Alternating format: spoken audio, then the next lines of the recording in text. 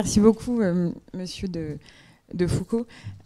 Quand on a réfléchi à cette table ronde, déjà, je voudrais vous dire le très grand plaisir que j'ai d'être sur scène avec vous, parce que je pense que c'est rare, entre l'auditoire et la qualité des intervenants que j'ai sur scène, d'avoir autant de matière engagée dans une salle. Et en réfléchissant justement à ce qu'était l'engagement, puisqu'on en parle beaucoup, c'est un terme qui, cette année, a quand même été au cœur de réflexions, de conférences, de colloques. Je suis retombée sur une définition, sur les définitions très simples, qui sont que l'engagement, c'est un contrat, et l'engagement, c'est aussi une promesse. Et j'y ai vu quelque part, j'étais partie dans des réflexions un peu plus poussées, et après, je me suis dit, c'est vrai que c'est un contrat à respecter, et c'est une promesse à tenir. Et quelque part, il ne suffit pas que d'en parler, il faut aussi le faire. Et c'est ce que font très très bien mes 4 invités voilà, qui sont autour de moi aujourd'hui. Et je me suis dit que ça a amené également à une certaine humilité, ce qui m'a rajouté une petite couche de pression pour préparer cette table ronde, en me disant qu'en fait, un engagement, c'était jamais fini. Et qu'une promesse, ça tenait sur toute la vie. Donc, est-ce que c'est une vocation, une nécessité? Certainement les deux. Mais en tout cas, je suis ravie qu'on puisse en parler aujourd'hui. L'idée, c'était de parler de défis et d'acteurs. Si vous le voulez bien, on va inverser le titre de la table ronde. On va d'abord parler d'acteurs, et notamment de ceux qui sont à mes côtés, avant de s'attaquer aux défis que nous avons à relever. Donc on va faire on a une heure et demie, et ensuite il y aura un temps de questions. On va tout d'abord, donc en fait, je vais pas faire le portrait des acteurs, parce que je pense qu'ils vont s'expliquer bien mieux que moi. Et surtout, quand on a préparé cette table ronde, l'idée c'était qu'ils disent pourquoi ils s'étaient engagés. Est-ce qu'ils avaient eu un déclic, ce qui n'est pas obligatoire? Est-ce que c'est une éducation? Est-ce que c'est une nécessité? Est-ce que c'est une nature? Est-ce que c'est un caractère? C'est quoi les petites choses dans un parcours de vie qui fait qu'on est amené à coordonner le pacte civique, à s'engager en politique, à devenir haut commissaire à l'engagement, à fonder l'ADI. Voilà, qu'est-ce qui motive nos choix, et comment on arrive à ce degré d'engagement, parce qu'à ce stade-là, je pense que Béatrice parlait de la question entre l'engagement professionnel et l'engagement personnel, et je pense qu'à votre niveau et d'expertise et de vie d'engagé, les deux sont quand même très très liés. Donc, Maria, si vous voulez bien commencer. Alors, vous voulez vous mettre... Allez, prenez la tribune. C'est bon. Voilà. Mais je vais dire d'abord que je suis très heureuse de me trouver sur cette estrade avec Jean-Baptiste de Foucault et Yannick Blanc.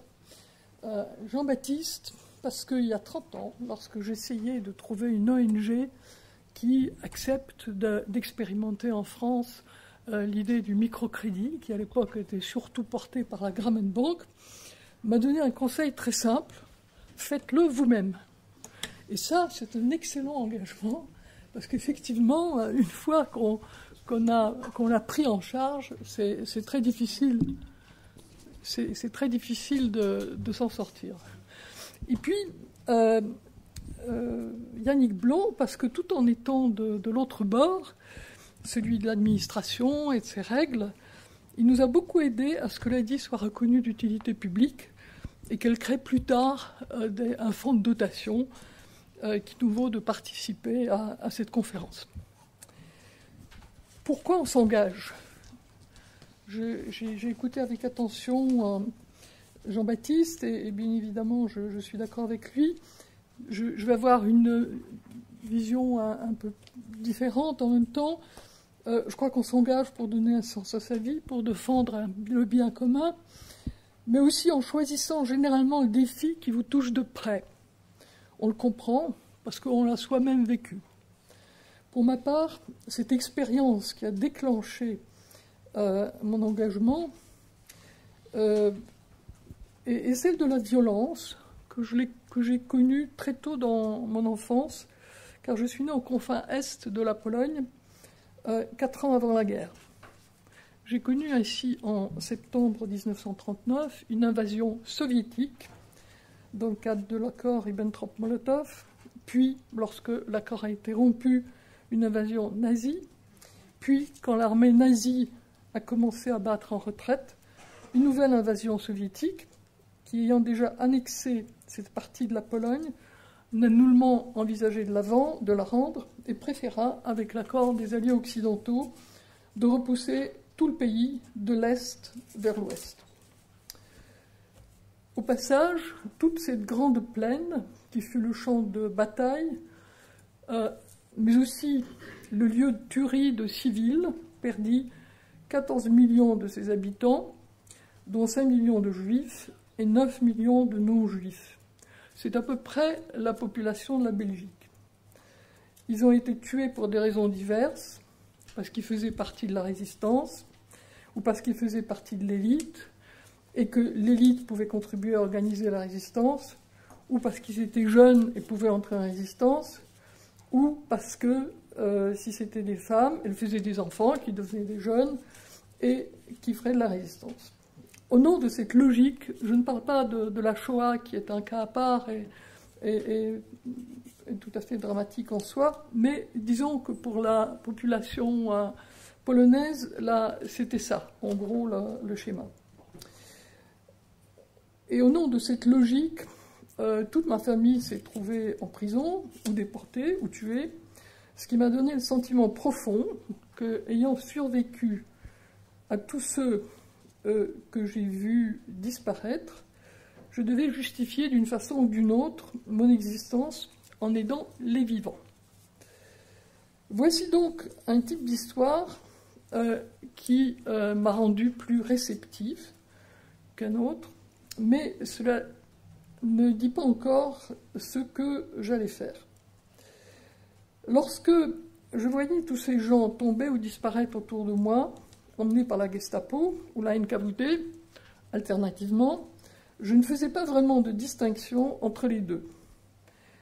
Adolescente, je me suis plongée dans l'étude comparative de deux doctrines qui ont dérivé toutes les deux à partir d'une idéologie différente vers un national-socialisme imbu de sa puissance et méprisant totalement l'homme. Ce qui m'avait horrifié le plus, c'est la différence que ces idéologies faisaient entre les races ou les classes sociales, les surhommes et les sous-hommes. Je me suis engagée dans l'aide au développement en passant un an dans la brousse guinéenne, vivant dans les villages pour être proche des gens.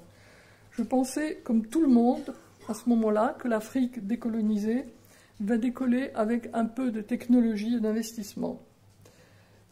Je voulais aider les paysans sans terre, les entrepreneurs sans capital, les étudiants sans avenir, les migrants sans destination, tous les sous-hommes de notre planète qui ne peuvent devenir ce qu'ils sont ou peut-être ce qu'ils pourraient être s'ils avaient les moyens nécessaires.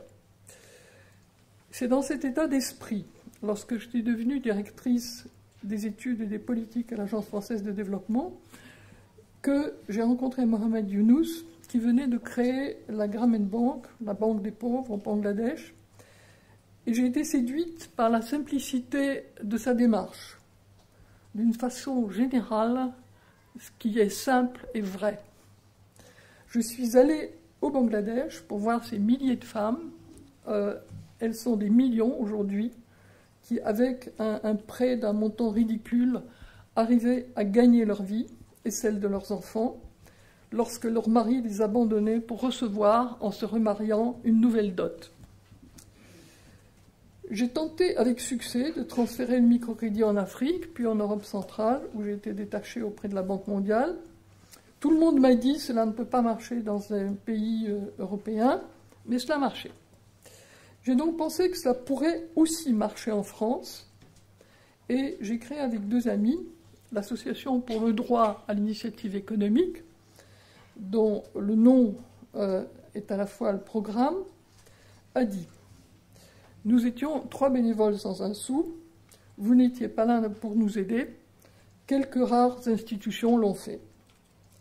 Nous sommes partis d'une triple hypothèse, que tout homme et toute femme ont la capacité de créer et d'entreprendre, que la désindustrialisation, qui avait commencé quelques années auparavant, ne pouvait que continuer dans une économie mondialisée, que les nouvelles technologies, le développement des services, la volonté des jeunes d'être leurs propres patrons allaient encourager le développement du travail indépendant, permettant aux gens les plus modestes de créer leur propre emploi. Cette transition vers la nouvelle économie exigeait l'accès au crédit. C'est une équation qu'on apprend au lycée. Travail plus capital égale création de richesse. Mais si on voulait toucher ceux qui étaient déjà depuis longtemps au chômage, ceux qui n'avaient pas de diplôme et parfois savaient à peine lire et écrire, il fallait, dans un contexte légal, institutionnel complexe, leur apporter un peu de formation, un peu d'accompagnement, financé à présent, entre autres, par notre fonds de dotation. Il fallait aussi, ce qui est le plus important, faire confiance à nos clients, car la confiance retisse le lien social et permet aux plus démunis de reprendre confiance en eux et de construire un projet d'avenir. Au bout de 30 ans, les résultats de cette innovation sociale sont les suivants. L'ADI a financé 220 000 prêts, auxquels s'ajoutent des primes régionales et des prêts d'honneur que nous gérons pour le compte des régions, et qui jouent le rôle de quasi-fonds propres. Le taux de perte sur le crédit est de l'ordre de 3%. Le montant moyen du prêt est de l'ordre de 4 000 €. Notre public est toujours composé de chômeurs et des allocataires de minima sociaux, avec une forte représentation des jeunes, des femmes, des quartiers, des régions rurales qui sont abandonnées. Il touche le taux de survie à 2 ans est de 96%, je crois. Non, bon, je ne sais pas, 86 peut-être.